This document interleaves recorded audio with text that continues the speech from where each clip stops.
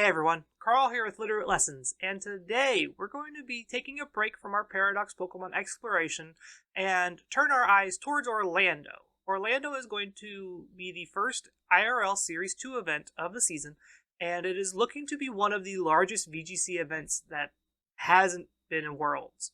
I think the player cap is almost 800 plus players, which is insanity. I believe the current previous largest VGC event was 500 something. So Orlando is looking to be one of the biggest events of the year, and I thought it'd be cool to take a look at 5 Pokemon that aren't Paradox Pokemon that could make a big impact on the meta in this event. Overall, I think the Paradox Pokemon are great, and everyone's kind of prepared for them, but these 5 in particular are things to keep your eyes on. Starting with Farigiraf here. Farigiraf has come out of the woodwork in Series 2 of grassroots events as one of the best Trick Room setters in the game, mainly due to its great ability in Armor Tail, preventing a lot of priority moves on your side. The fact that this is a whole side protect and not just like you protect is very, very important. It feels like a whole lot like Serena. I believe that it does a very similar thing, but in the case of Farigiraf, you get to do things like Trick Room, which Farigiraf excels at playing under because you do have a fairly low speed for the format. Min speed, I believe, looks to be 59, 58, and overall can make a pretty decent sweeper. You do get to do like stab hyper voice things with throat spray, which is a very powerful combo. You also just naturally have a very good defensive typing in normal and psychic. Notable things is like they're not going to hit you for super effective most of the time, since they can only really hit you with dark and bug type moves, and bug's not super duper common. Other things you can be doing with Farigiraf, I know there are some like foul play supporty sets that go really hard into stopping Trick Room or just being like a Trick Room setter. You get access to Protect and Skill Swap, so you can send your Armor Tail if you want to try and keep it on another Pokemon. You get access to Nasty Plot, which can make for some very scary situations where they set up a Nasty Plot and then they click Hyper Voice and they just deal a whole lot of damage. You also get access to things like Substitute, which is very, very powerful. Psychic Fangs if you're looking to break screens and play a more physical Farigiraf. But outside of that, there's not a whole lot crazy that Farigiraf does outside of the whole Trick Room thing. As for coverage moves, if you're not into playing Hyper Voice and Psychic, you have access to things like Energy Ball. For your Terra Grass situations, you could probably play that if you really need that grass coverage on your team and you don't really need the Psychic coverage. That is an option for you. You also have access to Dazzling Gleam, which checks a lot of your big weaknesses or scary neutral hits that you would take in this format. Think things like Iron Hands, or any dark type in general. Brute Bonnet, that's its name. And so you can check a lot of those Pokemon pretty easily. And I think Farigiraf is going to probably be cemented as, like, I'm a very good Trick Room Pokemon through Series 2. I know Armarouge and DD has been a thing for a while that came over from Series 1. People are still playing it. It's not bad. I just think that Farigiraf might do a better job than Indeedee in terms of just overall bulk and kind of looking at being an offensive attacker as well. Next up on my list is Scizor. This is another underplayed Pokemon in Series 1. We didn't see a whole lot of Scizor, mainly due to the fact that fairies weren't that great, and everyone was kind of doing Terra Fire shenanigans to kind of get around all the Terra Steel stuff. And so Scizor felt very pressured to terastalize and kind of was just like a dud because a lot of your coverage didn't really matter. Nowadays, though, there's a lot more fairy types running around. Fluttermane is going to be a very big part of this format for the most part. Same thing with like Iron Bundle. And notably, you get very good coverage into both of those Pokemon, whether it be Bullet Punch or Close Combat. Terra Water is probably going to be one of the stronger Terra types for Scizor moving forward. Not only do you resist fire still, you then don't become a target for Iron Bundle sitting in front of you, and you resist its Hydro Pumps. Unfortunately, you will take super effective damage from the Freeze Dry, So again, it is a which one you want to play with kind of scenario. You can play with either or, fire or water. Both are very, very strong Terra types for Sizer. Your team play will kind of help figure out which Terra type is best for you. In terms of sets and move pool, Choice Band Bullet Punch hits everything like a truck. Choice Band Close Combat hits everything really hard as well. Notably, if you're Terra Water or Terra Fire, you get to access to Terra Blast, which gives you a physical fire or water type move. And that's something that a lot of teams will have access to going forward as we kind of get into this Paradox format.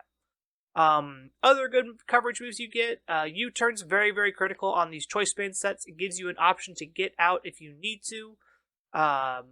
If you're not into playing Choice Band, you could play Life Orb, and this Terra Blast probably becomes Protect.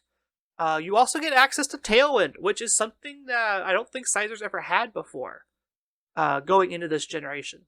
And what Sizer can now do is kind of play that offensive damage while also having a support option kind of thing. You get things like Helping Hand now. Substitute's very, very strong. You now have actual grass coverage in Trailblaze. That's not something we're used to Sizer having. It also raises your speed. Another big benefit here is boosted by Technician.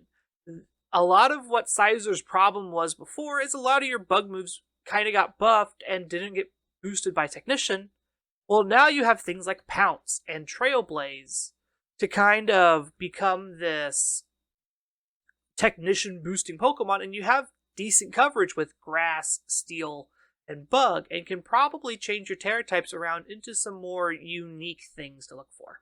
Next, we're going to talk about Sableye. I think Sableye is going to come out as probably the premier prankster Pokemon now. I think that Murkrow, while doing cool things on the ladder, has been very underwhelming in Best of 3. I think Sableye does a much better job of being this kind of prankster interaction Pokemon. And since things like Talonflame and other Tailwinds like Scizor, Volcarona, and things like that are going to become more popular, I expect things like Sableye and Grimmsnarl, coincidentally, to raise up in usage as more one-on-one interaction. Think things like Quash or Thunder Wave in the case of Grimmsnarl, and we'll have access to Fake Out. You'll have access to more interaction in terms of like Will-O-Wisp, or in the case of Grimmsnarl, you have Parting Shot. Mainly what these Pokemon will be doing is damage reduction and kind of just speed control in a way. It's not going to be Tailwind type of speed control that's going to win the game, especially when things like Iron Bundle and Flutter Mane are outspeeding pretty much everything without Tailwind. So it'll come down to, I need to quash this thing to outspeed it so I can Oko it. And that's what a lot of these Pokemon will start to do. Another benefit to specifically Sableye is you have access to the weathers as a prankster set. So you have access to Rain Dance and Sunny Day. And one of the big things I expect teams to do is when they play Sableye, we'll see Photosynthesis Mon alongside it to take advantage of that Sunny Day. Or teams that don't really care about the sun will probably play Rain Dance Sableye to take away those photosynthesis boosts. So it'll be this fun kind of push and pull weather game, I think, with Sableye to start as we kind of get into the Series 2 format. But we'll probably start to see the weather moves get dropped in terms for like things like Torkoal or other weather setters, and start to see a very interactive heavy build of Sableye. I almost didn't put Arcanine on this list, mainly just because I think Intimidate is going to be on the downswing again, but Arcanine has been making pretty good headway in a lot of these grassroots tournaments recently. One of the big things that Arcanine does very, very well is not only does it have Intimidate, it has access to Flash Fire, which kind of makes you a very hard to interact with grass type. Think things like Armarouge with Flash Fire doing something very similar. But for Arcanine, you get to kind of weave in this damage reduction set if you need to. Snarl and Will-O-Wisp are more than enough to take down most teams and reduce the damage that you're going to take. And putting your opponents in the position where they have to hit you with a flying or an ice type move can be hard for them sometimes, especially when you're carrying things like Heat Wave or Flamethrower, or I think you even get Overheat, Yeah, so like there's so many things that you can do with Arcanine as they kind of bulky pivot to really punish people. Not only that, but you get access to things like Helping Hand, Protect, Morning Sun for recovery. The list could just go on and on here for Arcanine. It just does so many cool bulky pivot things that it probably will be a strong point in the meta for a while. On the other hand, there's also the option of like just going all out and attacking people. Um, I've seen people playing more Intimidate style builds with like Choice Band or Expert Belt, or even going Terra Normal Choice Band for extreme speed. And this picks up a lot of KOs a lot of the time. When you do this, you kind of become more of a physical attacker than a bulky pivot like what I was talking about. But you do have a very deep physical move pool. You have Extreme Speed, Flare Blitz, Close Combat, Play Rough, Wild Charge. You could Terra Blast if you don't want to play normal and you can instead play water or grass. The number of things that Arcanine can do in this game is very, very good. And it's unfortunate that Intimidate hadn't been so strong in Series 1 that people kind of pushed Arcanine to the back burner.